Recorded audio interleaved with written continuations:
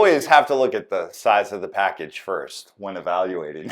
That's got to be cut from the show. Because what Brian means is it depends on how many units are in the How package. big is the package? That's right.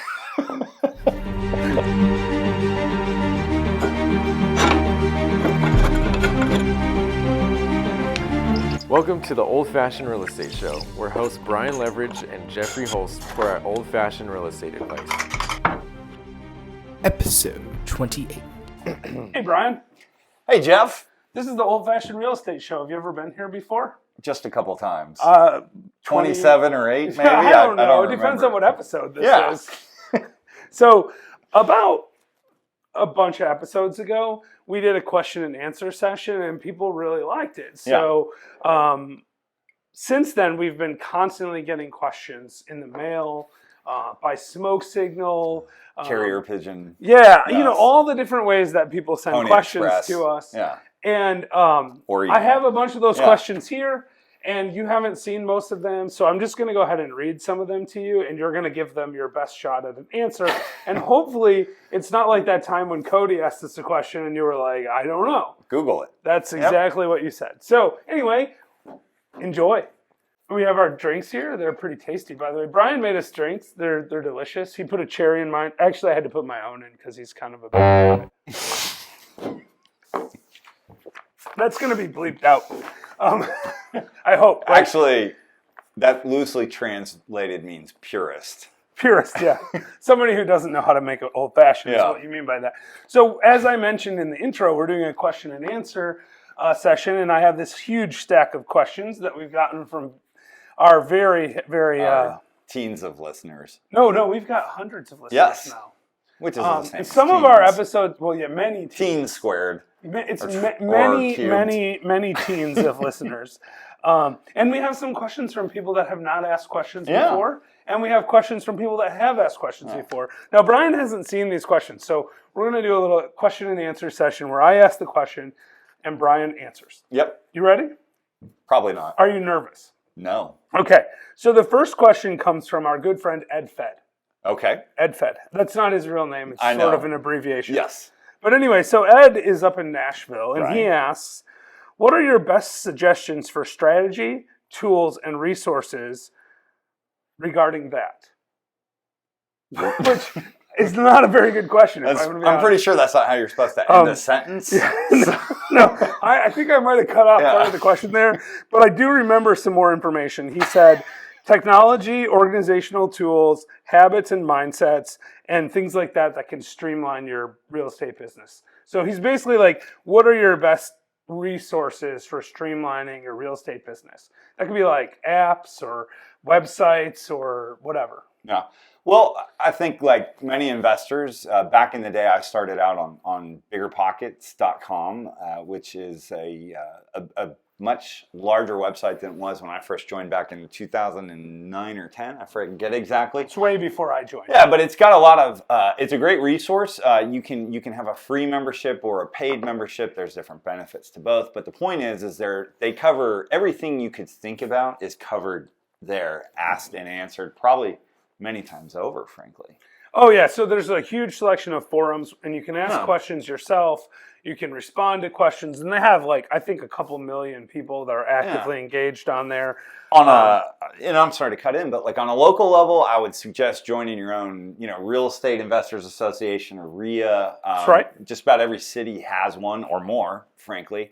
Oh, yeah. The big cities have several. Yeah. Atlanta has 3 or 4 that I know of. And, of course, there's a huge number of podcasts available. So just from getting information, obviously watching our show is a great start for information.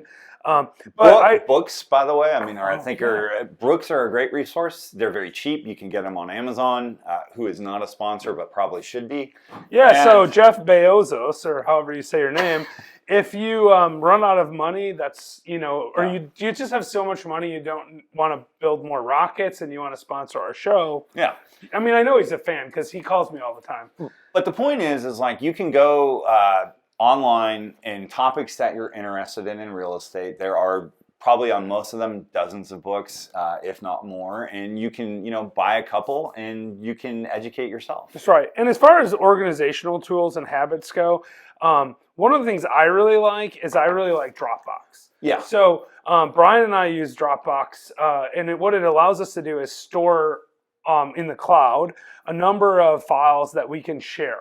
And so if there's something that we're working on together, we can store it in a shared file and we both have access to it. And that's true, by the way, even if we have like 7 or 8 people that want access to it, we can make it accessible to everyone. Well, and not just that, but yeah, the cloud gives you the ability to, you can have it on your desktop computer or a laptop if you're traveling, or you can pull stuff up on your phone, as I know we both often do. So that gives you the ability to kind of do anything, anywhere. That's right. And also, by the way, Ed, when you talk about cloud software, I really like Google Docs and Google Sheets. So I have a 12-unit apartment complex just south of here, and we actually keep the updated rent roll, lease end dates, and stuff like that in a Google spreadsheet, frankly. And that way my property manager can adjust it, and he can tell me where we are. And at any time, I can look at my phone and say, oh, we haven't collected rent from this person, but we have everyone else's. It allows me to keep up with it, and that's a completely free service offered by Google. So I would definitely look at stuff like that from an organization. You could also Google Calendar or something that's another one. Yep. From the perspective of goal setting and then reminders and things like that, you can use the calendar because it can obviously send you email reminders and other ways of reminding you that, like, I'm supposed to accomplish this by this time, etc.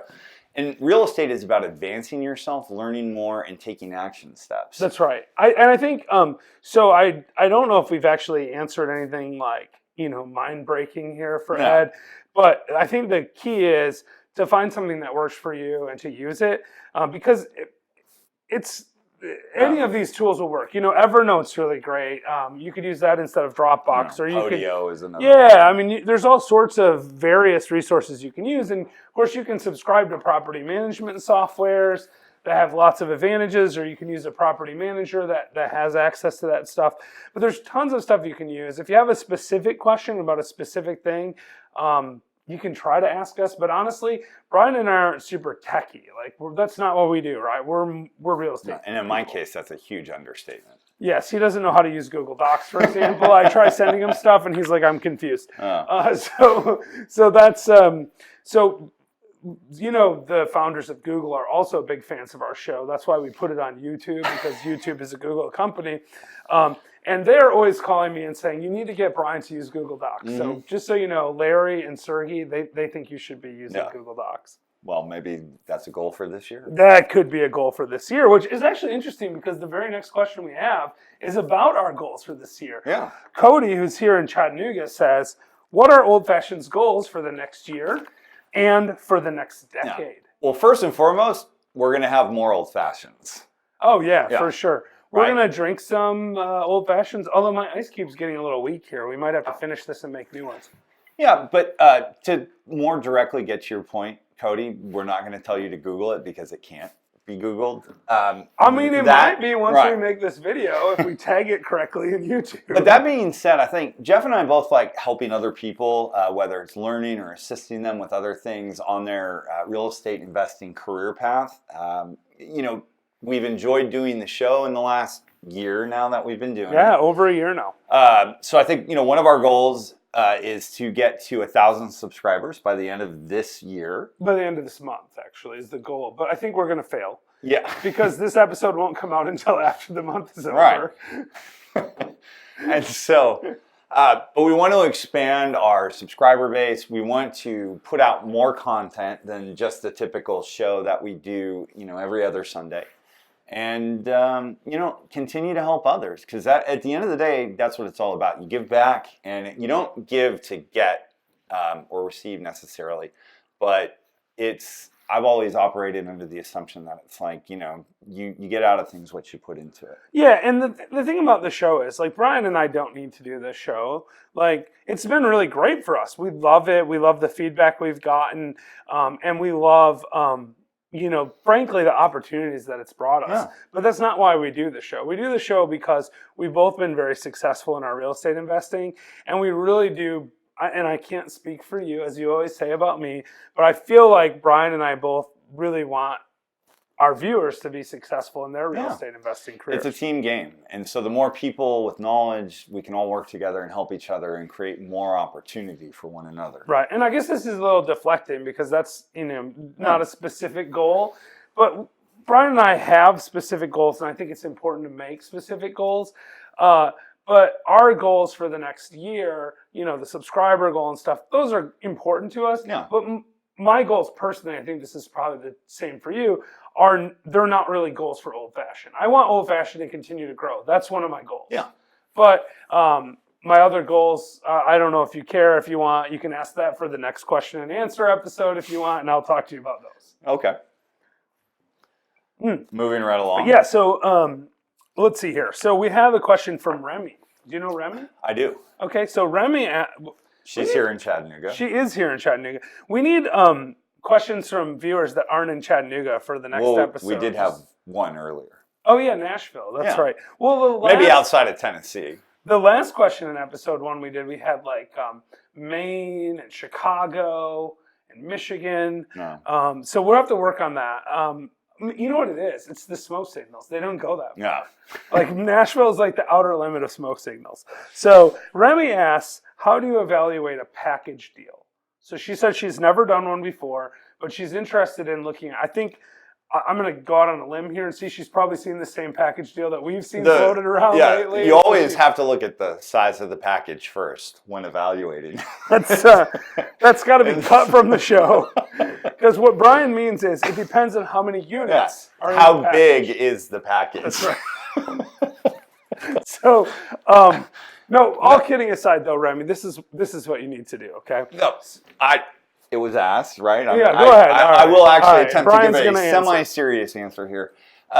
So a package deal, obviously, things average out, okay, over the number of properties that you're taking a look at. And so you need to look at the relative location of each one, the value that you think it is relative to what you're buying it on an average basis, and evaluate it on those. Sometimes you can look at deals and have the ability to kick out, one or two, depending on, the size of the purchase, two of those properties and scale it back down. But sometimes you got to take the whole thing or nothing at all. So really, it's kind of just a cost-benefit analysis where if you're pulling a few dogs in with the rest of the good ones, is that the risk you're willing to take? And that's almost always the case, right? Yeah. So usually the reason people are packaging things up is, one, they're trying to get rid of some stuff that would be hard to sell on its own. Yeah. Right?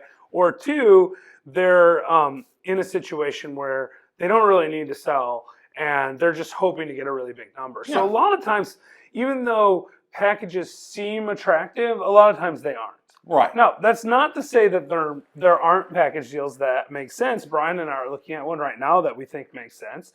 And I think what we've done on that is we've sort of looked at what each individual unit would be worth, and then you add that up and you come up with a number and say, hey, would we buy all of these individually for this total? And if the answer is yes, then the package can make sense, and then you can look at it and you might say, let's just come up with a hypothetical. Let's say there's 4 single-family houses, and 3 of them make really good rentals, and 1 really not a very good rental, right? But it would make a good house for somebody. Mm-hmm. You could look at that package and say, okay, if I buy all 4 of these, can I sell the one that wouldn't make a very good rental? And if so, what would I get for that? And then, take out your cost of sale and sort of build that into your model, which is the great part about buying a package is you get exposed to a bunch of units at once. And potentially, depending on how you finance it, you might be able to get rid of a piece of that to offset your cost. So if there's maybe 1 or 2 units that you could sell for more than your average price per unit, you could drive down the average price per unit on the other ones. There's a tremendous amount of flexibility there. But the way I look at it is you have to look at what they would sell for individually, and then you have to look at what the cash flow of the whole deal would be versus the amount of expenses that you would have to do that. So if you do that, I think you're good. If you have some specific questions, you know how to find us. So. All right. Thanks for joining us today. Yeah, appreciate that. And we'll look forward to seeing you in a future episode. Cheers.